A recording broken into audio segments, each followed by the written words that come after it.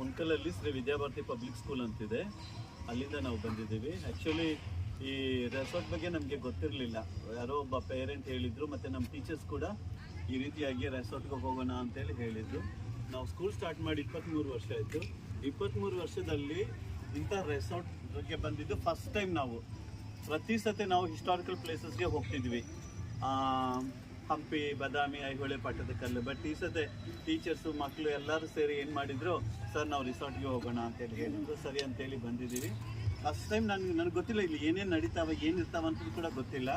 ನಾನು ಕಾಲ್ ಮಾಡಿದಾಗ ಮೇಡಮ್ ಅವರು ಹೇಳಿದರು, ಸರ್ ನೀವು ಒಂದ್ಸತಿ ಬನ್ನಿ, ನಿಜವಾಗ್ಲೂ ನಿಮಗೆ ತುಂಬ ಲೈಕ್ ಆಗುತ್ತೆ ಅಂತೇಳ್ಬಿಟ್ಟು ಕೆಲವು ವೀಡಿಯೋಸ್ ಎಲ್ಲ ಕಳಿಸಿದ್ರು. ಆ ವೀಡಿಯೋಸನ್ನು ನಾನು ಗ್ರೂಪ್ಗೆ ಕಳಿಸಿದೆ. ಮಕ್ಕಳು ಯಾವಾಗ ನಿಮ್ಮ ವಿಡಿಯೋಗಳನ್ನು ನೋಡಿದಾರಲ್ಲ ಆವಾಗ ತುಂಬ ಜನ ಬಂದುಬಿಟ್ರು. ಅದಕ್ಕಿಂತ ಮುಂಚಿತವಾಗಿ ಒಂದು 20-25 ಜನ ಅಷ್ಟೇ ಇದ್ದರು ಬರ್ತೀವಿ ಅಂತೇಳಿ. ಯಾವಾಗ ನಿಮ್ಮ ವಿಡಿಯೋಗಳನ್ನು ನೋಡಿದ ಮೇಲೆ